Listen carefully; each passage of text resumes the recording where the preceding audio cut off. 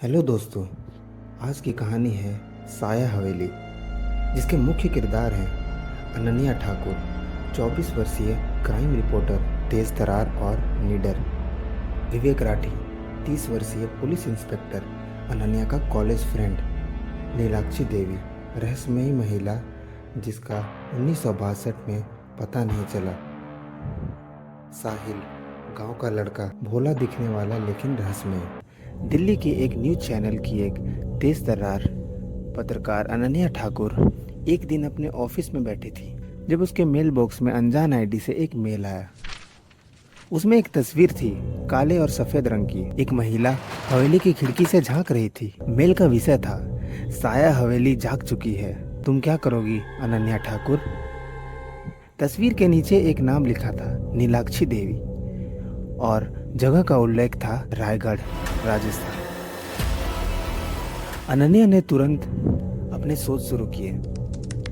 Internet पर नीलाक्षी देवी का कोई जिक्र नहीं मिला, पर रायगढ़ गांव के बारे में एक पुरानी अखबार मिली जिसमें लिखा था, सन 1962 में रायगढ़ की हवेली से नीलाक्षी देवी रहस्यमयी ढंग से लापता हो गई थी। अब वह हवेली वीरान है और लोग वहां जाने से डरते हैं। 1962 में रायगढ़ की हवेली से नीलाक्षी देवी रहस्यमयी ढंग से गायब हो गई थी। अब वह हवेली वीरान है और लोग वहां जाने से डरते हैं। अनन्या को एक और कहानी मिल गई जो वायरल हो रही थी। एक लड़की जो उस हवेली में थी और अब पागलपन में है। भाग 2, रायगढ़ गांव की दहशत। एक हफ्ते बाद अनन्या राजस्थान के रायगढ़ गांव में थी। गांव वालों से बात करने पर हर कोई बस यही कहता, उस हवेली में मत जाओ, वहां कोई और है, कोई जो इंसान नहीं। एक बुजुर्ग महिला ने फुसफुसाकर कहा, उस हवेली के कमरे अब भी सांस लेते हैं। तभी उसे मिल गया एक किशोर लड़का साहिल, जो हवेली के पास मवेशी चराता था। वह अकेला ऐसा था जो उसे अंदर जाने में मदद करने को तैयार था। मैडम, अगर आप वाकई जाना चाहती हैं तो अमावस्या की रात आइए, तब असली चीजें दिखती हैं। भाग 3, हवेली की पुरानी रात। अमावस्या की रात अनन्या एक टॉर्च, कैमरा और वॉइस रिकॉर्डर लेकर हवेली पहुंची।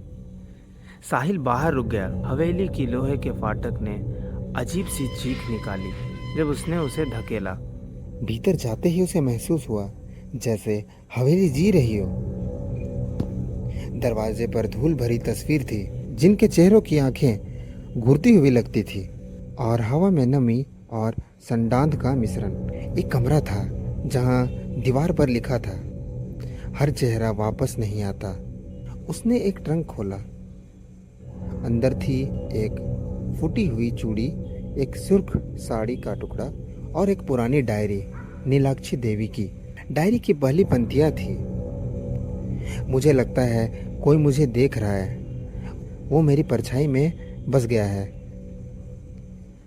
हर रात जब मैं आईने में देखती हूँ, मुझे मेरे शक्ल में कोई और दिखता है। भाग 4, रेडियो और परछाई। तभी एक पुराना रेडियो अपने आप चालू हो गया, बिना बिजली के। उसमें वही पुराना गाना बजा, कहीं दीप जले कहीं दिल। जैसे ही अनन्या पलटी, उसे खिड़की में वही औरत दिखी, तस्वीर वाली नीलाक्षी देवी, पर उसके पैर जमीन से 2 इंच ऊपर थे। वो बस देख रही थी और फिर धुआं बनकर गायब हो गई। भाग 5, विवेक की चिंता। दिल्ली में पुलिस इंस्पेक्टर विवेक राठी को अनन्या की कोई खबर नहीं मिल रही थी। आखिरी लोकेशन रायगढ़ की थी। दोनों कभी कॉलेज में साथ में पढ़ते थे और विवेक अब भी अनन्या की फिक्र करता था। मैडम हवेली में गई थी, फिर लौटी नहीं। सिर्फ साहिल बोला, वो अब हवेली की हो गई है, आप क्यों परेशान हो रहे हो। भाग 6, फंसी हुई अनन्या। 3 दिन हो चुके थे। अनन्या अब समय का अनुमान नहीं लगा पा रही थी। हर दिन हर कमरा बदल जाता था, तस्वीरों के चेहरे बदल जाते थे। एक रात उसे आईने में अपना चेहरा देखने पर कोई और दिखा। वही नीलाक्षी देवी। फिर वो आईना फूट गया। डायरी की आखिरी पंक्ति पढ़ते ही कमरे का दरवाज़ा बंद हो गया।